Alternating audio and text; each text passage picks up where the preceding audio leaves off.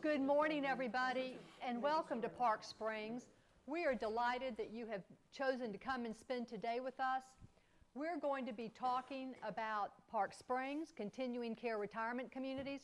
This is an unprecedented time where the aging, growing older population is really starting to impact the face of Atlanta, and we feel like Park Springs is just the best option for people to come and make a really great decision for what we think is an unparalleled lifestyle.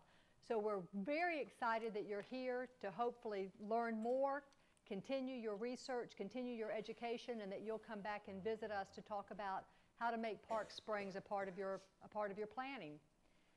Whenever you have a panel discussion, you always want to have the best there is. Today we have got subject matter experts, 7 outstanding members who have lived here for a variety of times, and they're looking forward to sharing with you some of their personal perspectives. I'd like to introduce you, starting from left to right, Ms. Glenda Cowart. Ms. Cowart Ms. Cowart reserved in 2001. She joined us in 2004. I'd like to introduce Ms. Rosalind Webb, who joined us last year in 2014.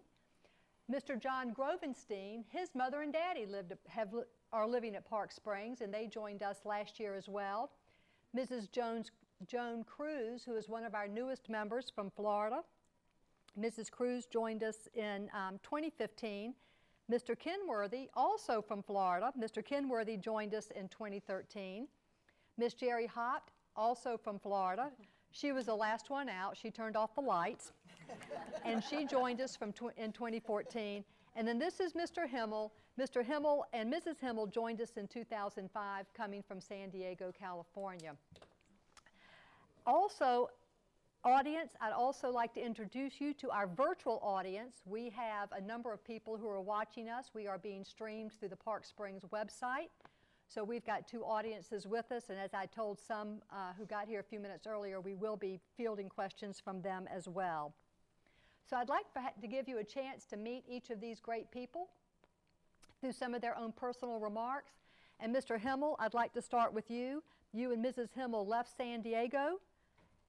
What motivated you to come to Park Springs? And we want you to tell us how you renewed your interest in musical productions and what that has meant to you and to Park Springs. Well, thank you very much, Annalisa. Good morning. Good morning. My name is Marvin Himmel, and I was born and raised in Chicago.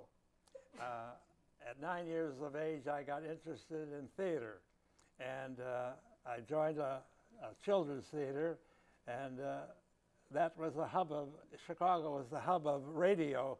And you all listened to me probably on the radio in those days when you listened to Jack Armstrong, Skippy, Sky King. You remember those? Certainly. Well, after I finished, I went to high school, I went on to college and continued training in theater, and then the war came along. And during the time I was in the war, I met a lovely young lady from Dawson, Nebraska, a town of 399 people. We were an unlikely couple. She from that small town and me from the big city and show business minded. But we were married for 65 and a half years. And but Mrs. Himmel had a problem. She loved to play golf and tennis, and she fell one day and hurt her back to such a degree that she started having arthritic problems and unable to walk and do any of those activities. I watched her become like a couch potato because I continued playing golf and enjoying the country club life, and she was stuck watching television and a caregiver. And I thought, it's time for us to get out of our 3,000 square foot house and move into a retirement development. So we looked around the San Diego area, which we loved, and found that there was nothing there other than high rises that were run by people like Hyatt, and we didn't want that kind of life. So my son was living out here in a little area called Smoke Rise and happened to be a neighbor of Glenda's across the way there. And one day she and her friend Mary Moreland announced that they were moving into Park Springs. Well, my son lives only 8.5 minutes away from here, and he never even knew that it was being built. So he came over, took a look at it, and the first thing he did, he said to me, "Dad, you ought to come out here and take a look at this because you can't find what you want out there in California. I think this is a place you would like, and I'd like to have you and Mother here where I can be of more help to you." Well, it was the last thing I wanted to do, but I had a feeling that I should do it. I got on an airplane and told my wife I was going to go to California for a business reason that my son needed me for. I didn't tell her what I had in mind. And the day I walked into the front gate, which where the sales office was, I knew I had made a good decision. The place, as rough as it was, looked fantastic. I met Paula Sprayberry, who was a salesperson at that time, and I said to her, "What is that room in the lobby there that is, looks like you're building a chapel?" And she said, "Oh, no. That's going to be called the Spring House Pub. We're going to have a cocktail lounge that is open from 4 o'clock in the afternoon to 8 o'clock, 6 days a week." I said, "Fine, I'll sign. Where's the papers?" So, anyway, that's a little background on that. But I wasn't really happy to move here because it was a strange life for me. I had always been interested in theater, and when I was out in California, I started putting on little shows. But I decided the people here are going to be too old, I thought, never realizing that at that time I was 81 years of age. So anyway, after I was here about a year, and I watched people, I got the urge. My wife said to me, "Why don't you go back and put on a show and get out of the apartment? I'm tired of looking at you." So I put on my first show in 2007, and it was played for one night.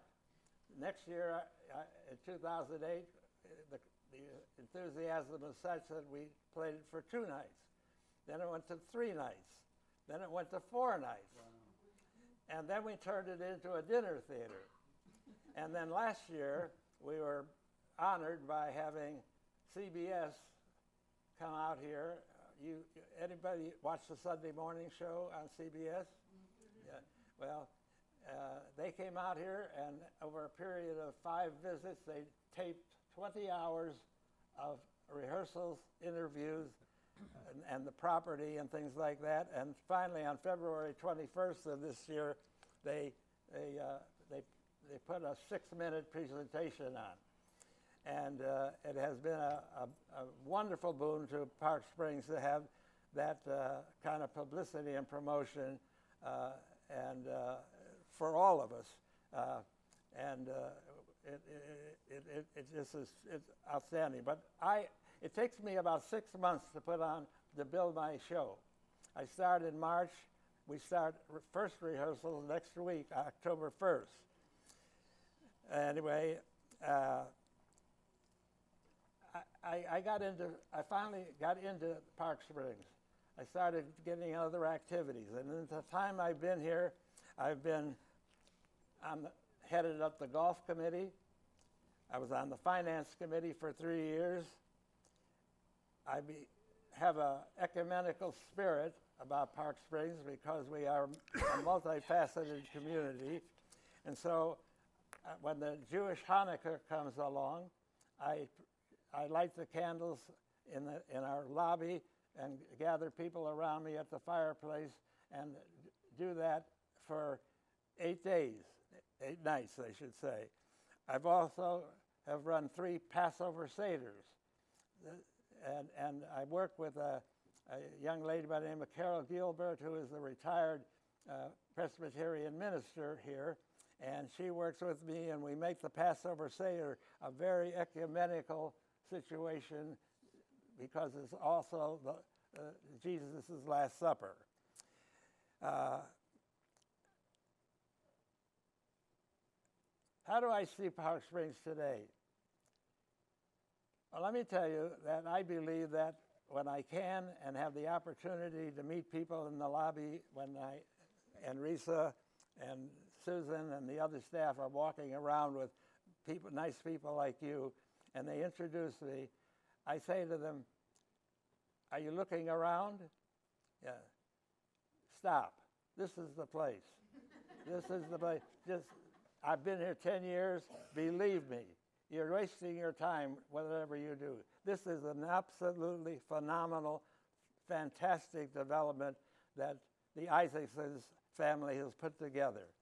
And we're now in a period of when we're heavy with the refurbishing of our 10-year refurbishing, and with the new buildings being built across, there'll be nothing like this anywhere in the United States of America, believe me. And I encourage you all that the time to come is now, while you're healthy, wealthy, and you're wise. Thank you, Mr. Himmel.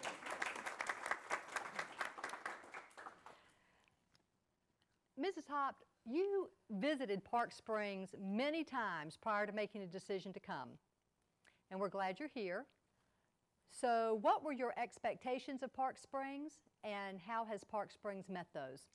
Well, when I first came, my husband was still living, and we lived in Palm Beach, Florida, and we had very dear friends, the Rosses, who lived here, and we sort of both looked at each other and thought, well, the people here are phenomenal. They're very interesting. You can have a wonderful conversation because they're all phases of life that they have lived. And after my husband passed away and Joni's husband passed away, she kept working on me to come, and it took her about 5 years. But I came about a year and a half ago, and I was a career woman, so and I did not have children, so I knew that one day I would come to a retirement complex. And over the course of 7 years of visiting here, I realized that it was a very, very unique community. Nothing, and I have tested the communities on the West Coast, East, North, South, including Europe, and I have not found anything that could match up to Park Springs.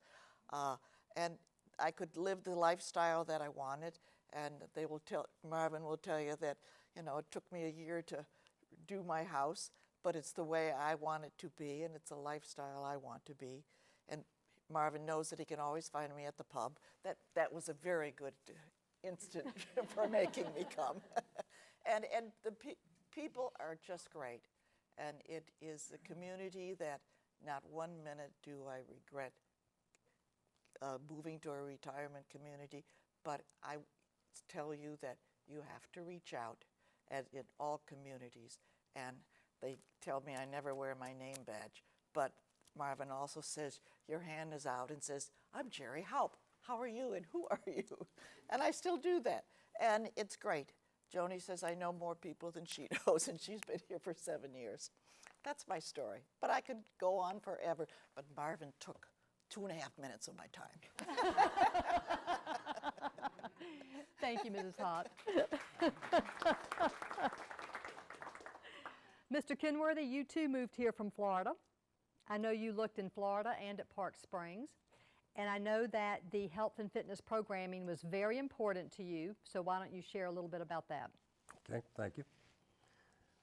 I was a high school teacher in Massachusetts as a profession, and retired and moved to Florida. And fitness is important to me.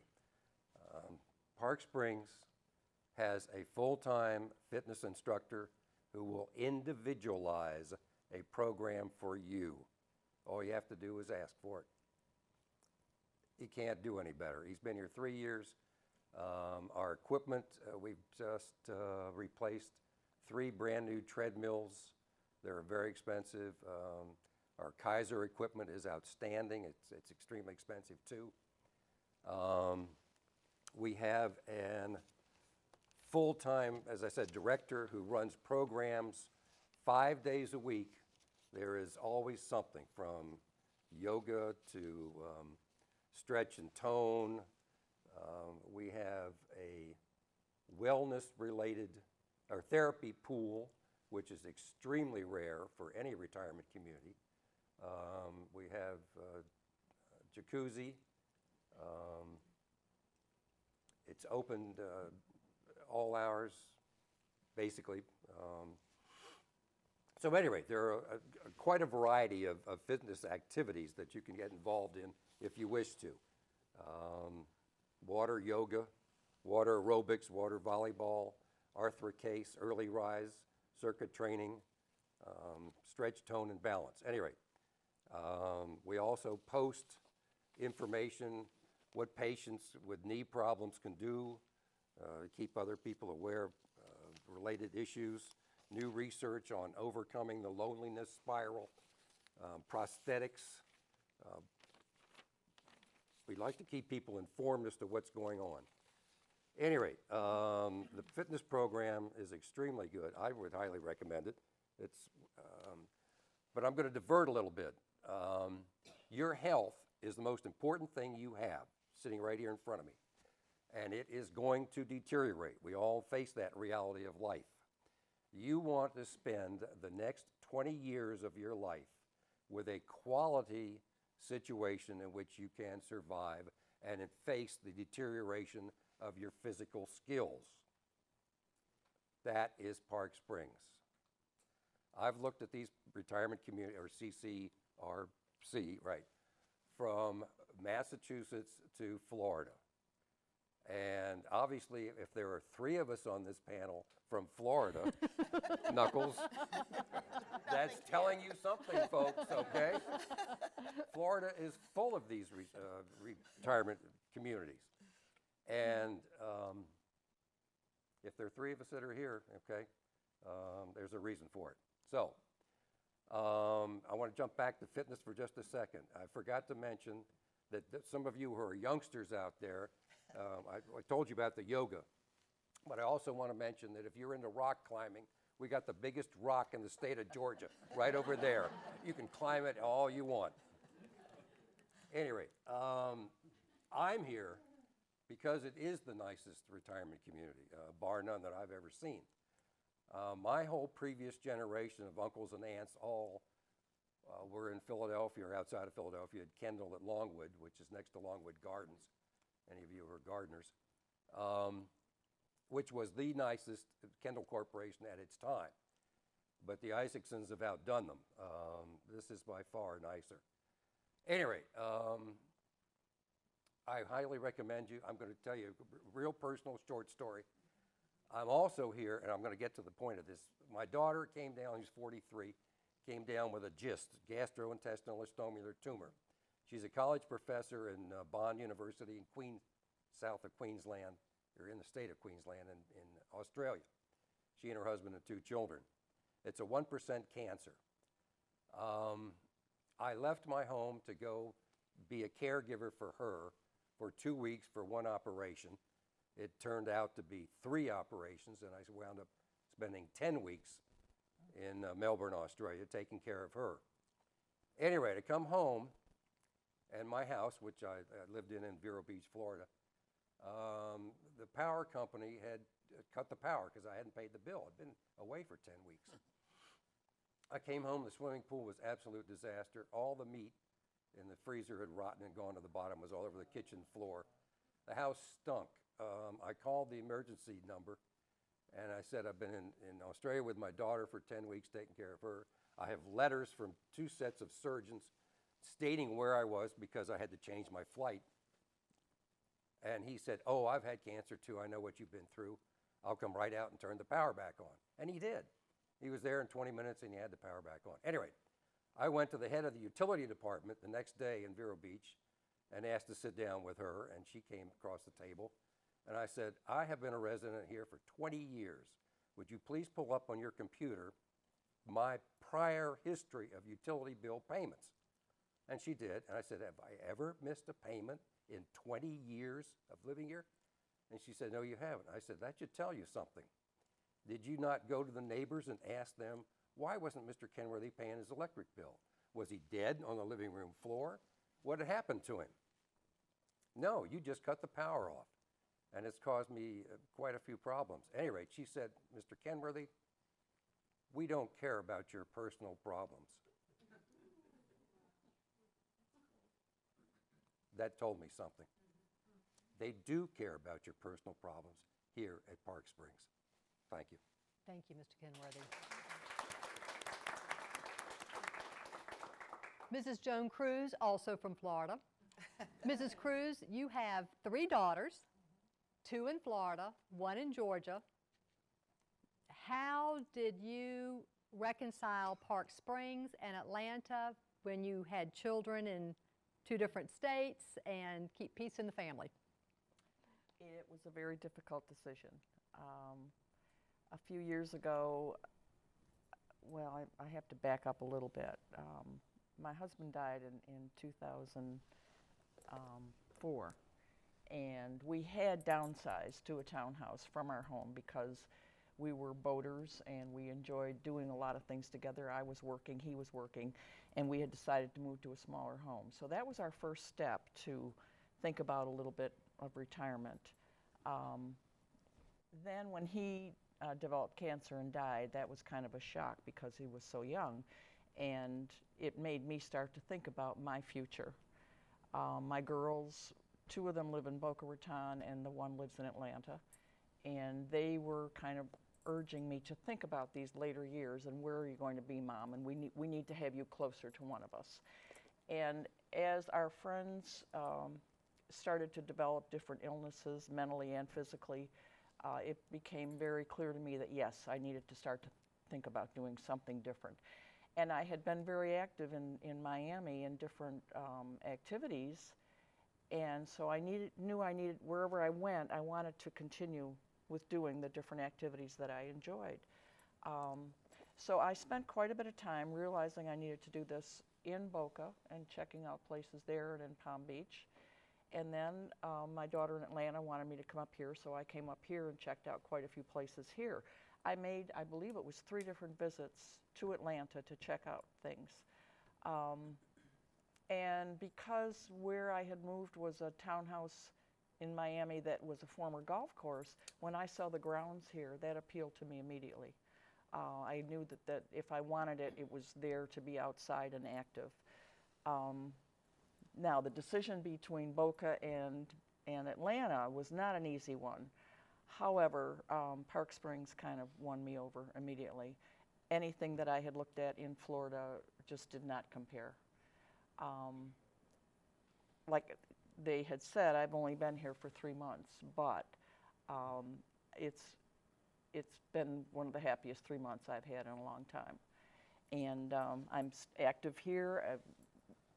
I don't know that you realize we're thinking about pickleball, which I don't know if any of you know, but that's become the rage now in different retirement communities, and we're going to have pickleball here, I think, this fall. So I like the different activities. I play bridge, which has helped me get to know a lot of different people. And everyone here has just been so amazingly friendly. They reach out and welcome you. I've had people call and invite me to come and join them for dinner, and it's like, wow, yes, I'd love to. And the bottom line was, it's just been the place for me. I'm very happy here, and I think I made the right decision. And I wanted to do it before I started to fail more, either physically or mentally. And so my mantra has been, why wait? What am I waiting for? To lose the ability to drive, to lose the ability to go and play bridge or water volleyball or whatever I want to do? What's the sense? You know, I noticed there's a lot of younger people coming into Park Springs, and I like that. And I just want to be part of this community. And I was amazed, within a month, everybody could pronounce my name, and they could even spell it. Go figure. So I'm a happy camper. Thank you. Thank you, Mrs. Cruz. John, your mom and dad live at Park Springs, and as an adult son, how have your responsibilities changed as your parents' needs changed over the years, both for you professionally as well as personally? Well, my parents retired, I guess my dad retired about 30 years ago, and for the first 20, everything looked fabulously. They toured the world. They were very active in the Hemericalis and the Hospice Society. Their yard was on national and local tours, and they had a fabulous life. And I kind of had mentioned I had a lot of friends that had moved into various retirement communities. They had friends that had moved into various retirement communities, and I encouraged them to maybe look at that. But they informed me that all of their relatives had lived well into their 90s, and in one case into the hundreds, of sound mind and body. So, you know, trying to be a good supportive son, and particularly knowing how they love their community, their church, and their yard, I tried to support them. Well, about 10 years ago, things started to head south. Not quickly, and that's not always the way things happen, but my mom developed Alzheimer's, and my dad developed neuropathy. I think most of you are familiar with Alzheimer's. You kind of just slowly lose your abilities to function independently until you become essentially like an infant. And with neuropathy, it's no longer safe to drive, and it's difficult to walk without a cane or some other form of assistance because you have no feeling, at least in my dad's case, no feeling below his knees. And what that loss of independence means, they need assistance. And of course, in the early stages, you can hire a gardener, you can hire a maid, but there are all those doctor's appointments. The staff has to be managed. You have to do all the reporting to the IRS for the staff. They don't show up some days. My mom could not be left alone. My dad physically couldn't pick her up and handle her. Guess who's the fill-in? So long story short, you can quickly become a part, kind of like Lee dramatically demonstrated with his story about his daughter, kind of in the sandwich generation. You've got responsibilities at home, you've got responsibilities for your parents, and you just can only keep so many balls juggling in the air. And it begins to have an impact on you and both your own health and your family life. I like to blame my gain in weight on I didn't have time to go to the gym anymore. But it's probably, if you sit with me at lunch, you might notice I do like to eat. So, really, how did things change for me? Well, at a certain point, too many things go wrong. And what it really was for me is my mom needed 24-hour care, and then my dad went in the hospital. Well, that means they're in two separate places. I can only be at one place at a time. And that was really the tipping point. And even when he got out of the hospital, you go to rehab. Well, in Atlanta, there's a shortage of rehab facilities, and so you don't get to choose a convenient location. And you're stuck in rush hour traffic and all those other things. So I came and I already knew about Park Springs because a lot of people from my parents' church are residents here and very happy. And so I decided to look into it. And lo and behold, I found out they could live here better for less money. and you wonder, well, how could that be? It's I'll just give you one example. A certified nursing assistant, $22 an hour. Multiply that times 24 times 365 and come up with a figure for me. But all these things, when you do it just for yourself, they're very expensive.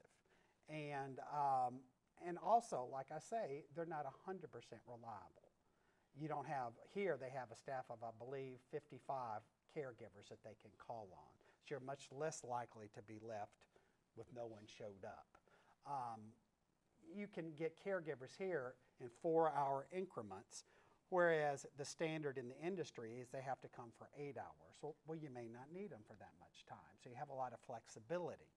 And I'm kind of going to go through the checklist of all the things that kind of changed. Gardening, what more beautiful place could you have here? My dad walks around the lake every day, walks through all the paths here, and even though they were on the tour of homes, I think this place would give them their yard a run for the money. Bills. Any of you that are in charge of the household finances, oh my goodness.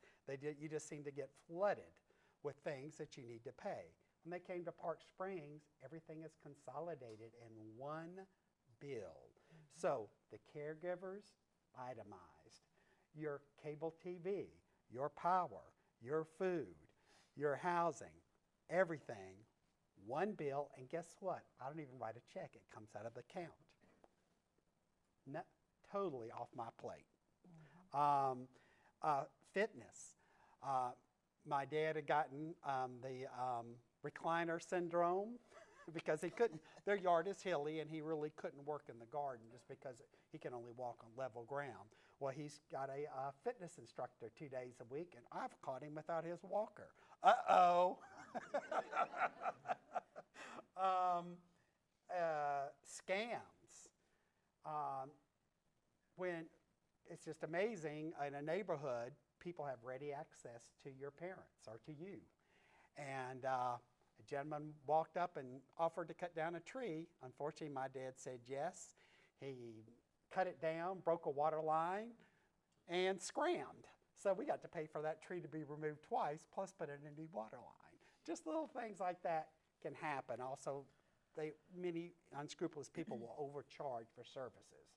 Like I found out my dad paid $200 to have his roof cleaned. Well, I have a much bigger house and it's 3 stories tall, and I got it done for $99.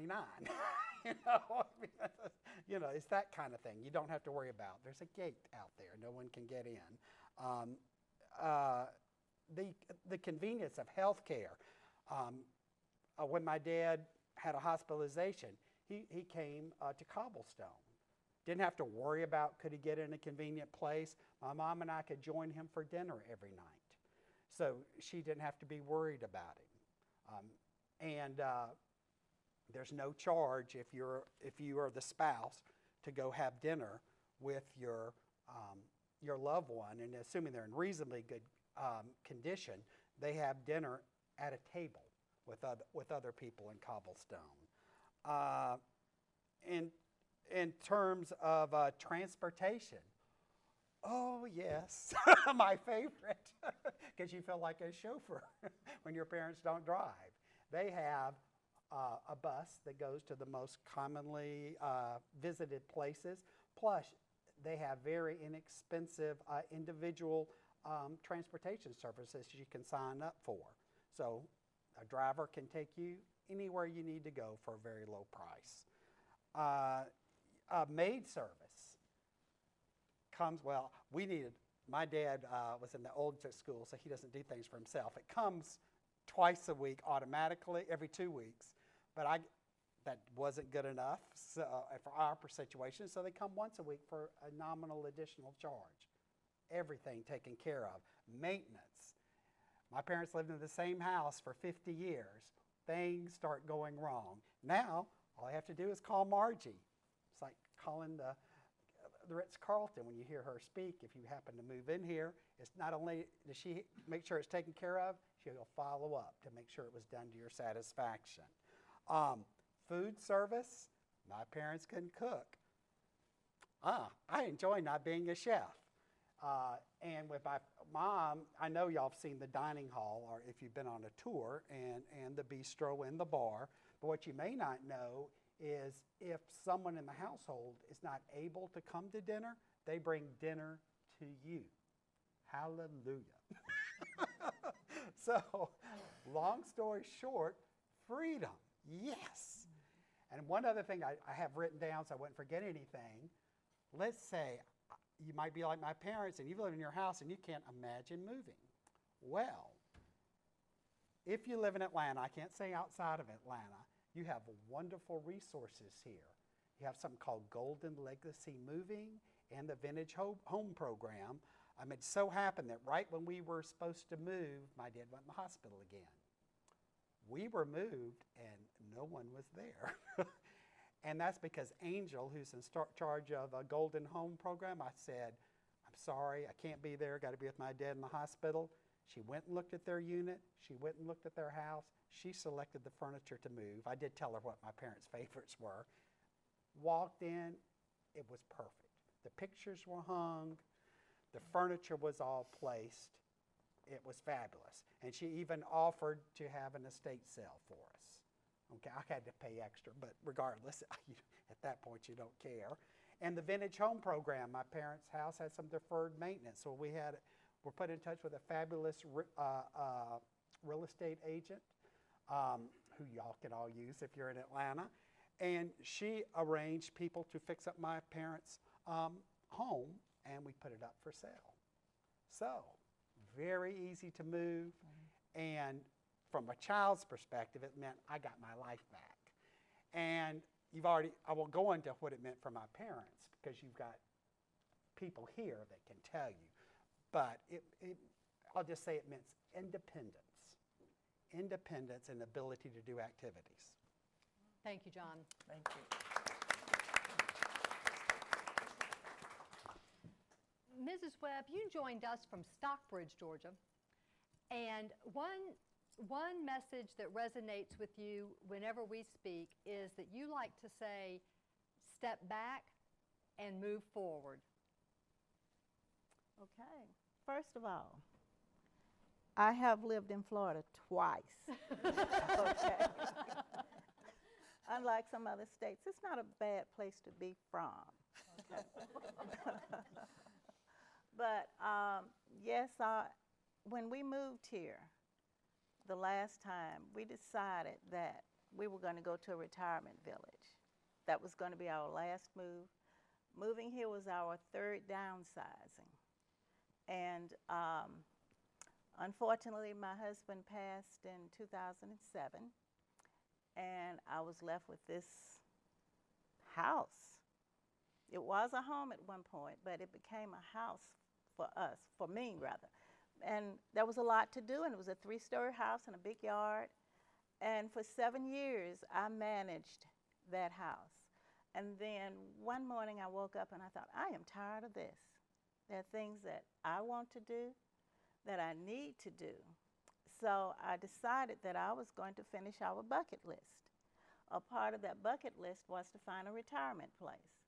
And I started looking. I looked in several states, and I even went to North Carolina and stayed at a CCRA community. Stayed there for about 3 days. And I found out that there was one here in Atlanta. So I did some research, and I asked my accountant about it, and she told me that she had some clients that lived here. She said, you really should try it. And my financial advisor said, you know, you're always complaining and you want to leave, you want to travel, so why don't you just go and find some place where you can do this? And I did. I came here. And I have not looked back. I really haven't. Sometimes when I leave home, I turn my bed back, because when I come back, I am tired, especially on Thursdays. I am exhausted. But there are things that I like to do, and I still do them. I'm an artist, and I love to paint. I have a studio in my place. It's all set up, 2 closets stacked full of supplies. And I love the piano. I brought my piano with me. I did not leave my piano behind. And I play at Cobblestone twice a month. I present a musical program for them. And once a month I play for Cornerstone.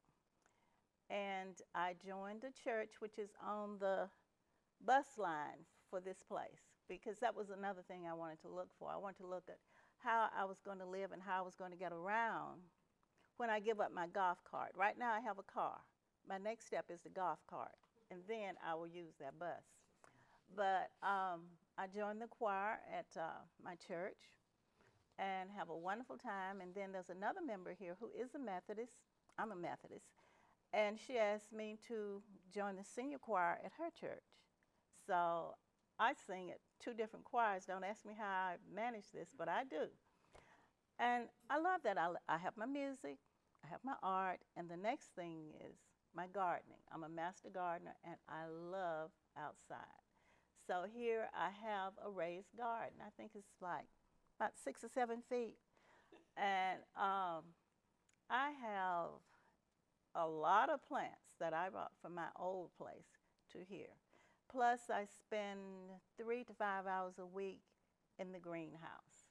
And they have some beautiful orchids over there. It's just, this is a place that if you want to get out and do something, it's here. And if it's not here, then it's your responsibility to make it be here. Just bring it in. Find 2 or 3 people, and then you can make it happen. Because they're very open here at Park Springs. They will support a lot of things that you want to do. So if you are thinking about it, my motto is, don't think about it. Get up and do it. And come to a place like this, walking in.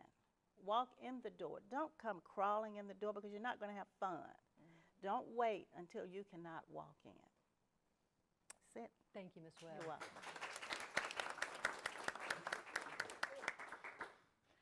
Ms. Cowart, you've been here longer than anybody on the panel. Made a decision in 2001, moved in 2004. You have been a part of many changes at Park Springs. Sometimes people say that they're fearful of moving into a community because their voice will disappear and their freedoms will shrink. And I'd like for you to talk to our virtual audience and our live audience about the elected member council and the 7 standing committees and how you have played a role in that since 2004. Okay. Well, first of all, I think I should get a lot of credit for bringing Marvin here. And I want you to know that I lived in Pensacola, Florida for many years.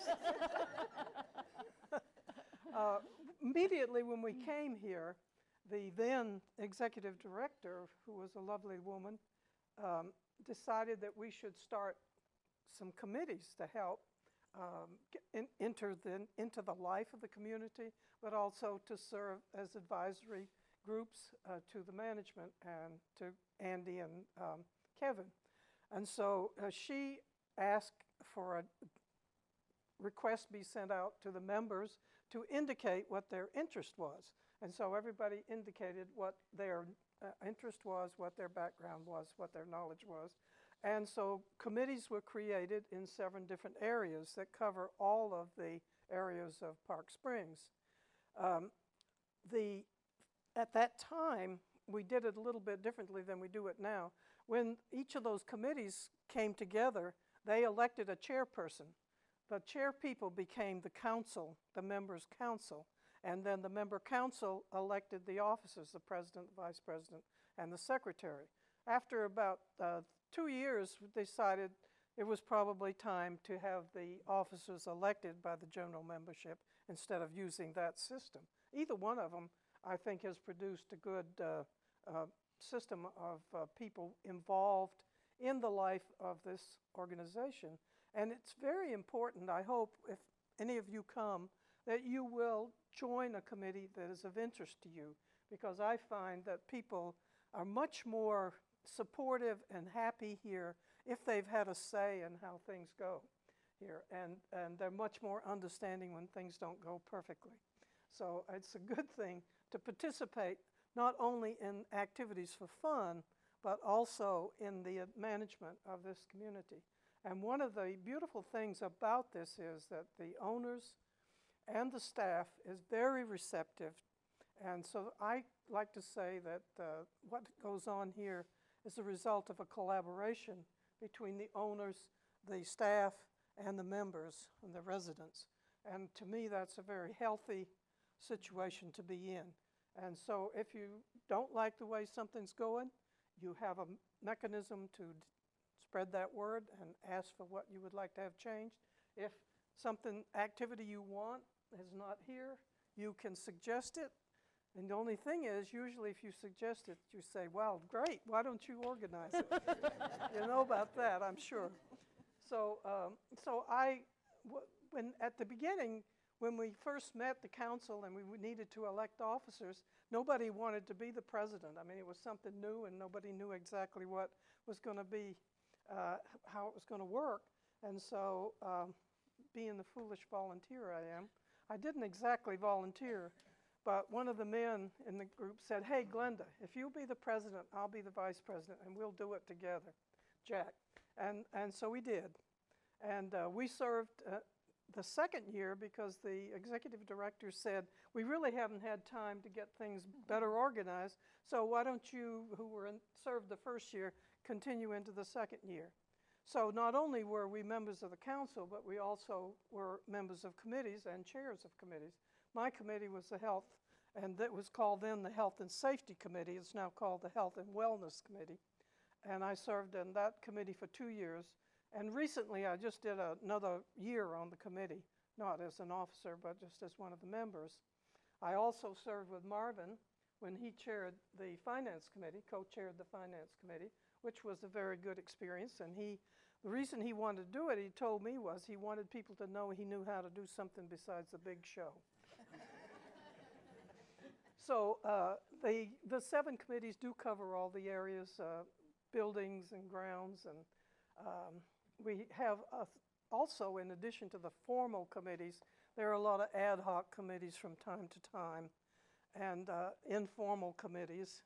So there's an awful lot of involvement of the members in the operation of the place. And as far as I know, most people have been very happy with the interaction with management and with the owners, and it's been a very productive situation.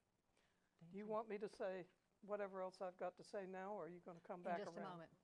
In just a moment. Okay. Thank you. Thank you, Ms. Cowart. I'm going to let the panel get a sip of water and wet their throats, and I'm going to take a couple of questions from the virtual audience, but I think it will appeal to everyone. Some of the questions submitted include, what are the costs of the entrance fees? Park Springs features 25 different floor plans. Our entrance fee schedule begins in the neighborhood of $180,000 for one of our 1-bedroom, 1-bathroom entry-level villas, and can extend all the way up to much higher, to $500,000, all depending on the size and location of the residence that you select. The second question is, what are the costs of the monthly fees? The monthly fee is that one amount that you pay for services and amenities. For an entry-level monthly fee, you would be looking in the neighborhood of $2,200 a month, and it goes up from there depending on the size of the home that you're living in. And the second person fee is $1,258 more. The minimum age is 62. You must be 62 years old or over to move into Park Springs. What are the amenities on property? I think that the members have spoken to a lot of them, but 4 dining venues, gardening, walking trails, art room, library, card room, bank, beauty shop, barber shop, chiropractic office, spa services, fitness center, the list goes on. Wood shop. Wood shop. Can you assist with selling the members' current residence? Yes, we can. We can facilitate that with you through the Vintage Home Program. Are there standalone homes as well as apartments? Park Springs has 5 neighborhoods: Gulfview Homes, duplex cottages, and then we feature 3 what we call villa neighborhoods: Parkview Villas, Overlook Villas, and Gulfview Villas. How are residences refurbished for a new member? When someone vacates their residence, Park Springs steps in. We freshen it up with new carpet, new paint, and make any necessary repairs to bring it back in to move in ready. We also have a very liberal customization policy so that if you would like to have something more personal than what we offer, our team can help you with those selections and installation. The average age of our independent living members, we are very, very fortunate here. Our age range actually goes from 66 all the way up to 100. The average age right now is between 76 and 80, but it's really nice that we have such a broad range of membership. And how do we make the decision to apply to Park Springs? It's very easy to do. First off, you would work with Suzanne or with Sally or with myself. Your first visit is always introductory. No one is going to ask you to buy anything. You would not buy the first house you selected, you walked through, nor would you buy the first car you test drove. Same thing here. We facilitate your research, we facilitate your education, and we help you come to the best decision, whether that's Park Springs or another community. But the first thing is to come to Park Springs, let us talk to you about what we offer, how we're going to ask you to qualify by age, health, and income, and then find the right home and the right plan for you. Any other questions come in, Susan? Is that it for now? Okay. This next round of questions is going to be for the general panel. Panel, what is the one piece of advice you wished you had heard at an earlier stage of researching for a continuing care retirement community and Park Springs?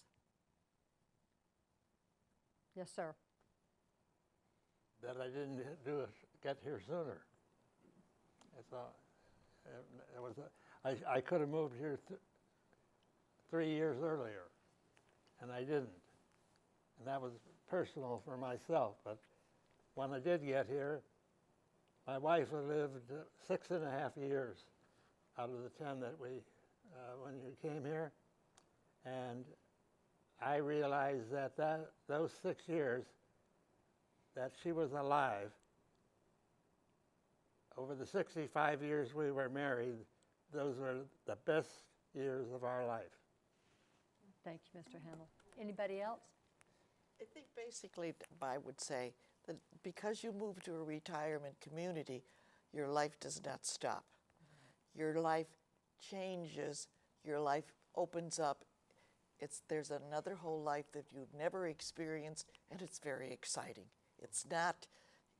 Life does not stop. Life moves on, and you think, my gosh, I didn't do this when I was isolated in my own house. And the people are outstanding. You give, you receive. Thank you. I want to add 2 things.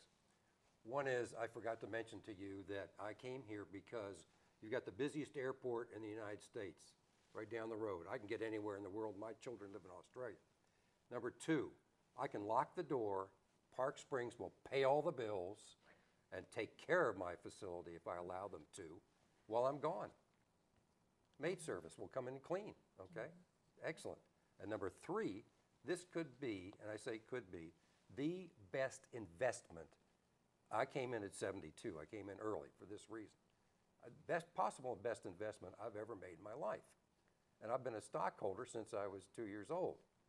I've owned IBM, Procter & Gamble, U.S. Steel, General Electric, so forth and so on.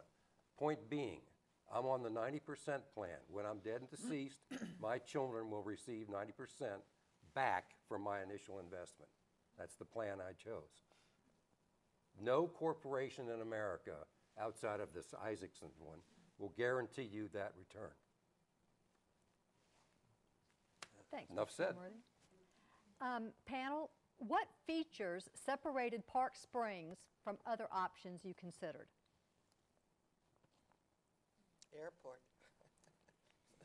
I would say the friendliness of the people here, the openness of the feeling I got when I came in was not a judgmental feeling. It was like an acceptance feeling. I was telling somebody earlier that in viewing one of the other places, I was asking about dress codes. And I happened to have on very nice jeans. And she said, well, you wouldn't, and then she was like choking on what she was trying to say. I knew what she was getting at. She was telling me that what I had out at that point was not acceptable for this dining room. It would possibly work in that one. At Park Springs, I mean, I am not going to come in with holes in my pants or anything else, but I do want a casual atmosphere. I don't feel like I have to be gussied up to the nines just to come and have dinner. You know, I'm comfortable with the way I am, and I want them to be also. Mm-hmm. Anyone else? Because I'm a native Atlantan, I have friends that have parents in competing retirement communities, and of course I check with them, and I think what's really unique here is most of them are high-rise, and they're downtown, and so my parents' love of nature, you have it here. You can get out, you can walk. and enjoy being outside. Much lower entrance, much lower entrance fees, and a very open community. Some of the other retirement communities I heard from my friends can be very cliquish. It's all about what country club, what church, what schools you attended. It's not that way here. It's a very open, friendly community, much more diverse than many retirement communities in Atlanta. Yes, sir? I think that this group would agree that the simplest thing that you can say that is different about Park Springs, not that it is a multifaceted community of religions, of races, colors, whatever. What it is, and I tell this to Andy Isaacson every time we talk, you built this place for one thing. We made it because of the people here. The contribution of our people, you get involved, makes Park Springs.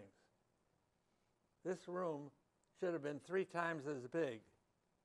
They didn't build it for it. They built it for a meeting like this. We have turned it into 1,000 things. And it's the people here that you're going to meet and become involved with. And that's really Park Springs. Thank you. Ms. Cowart, Yes.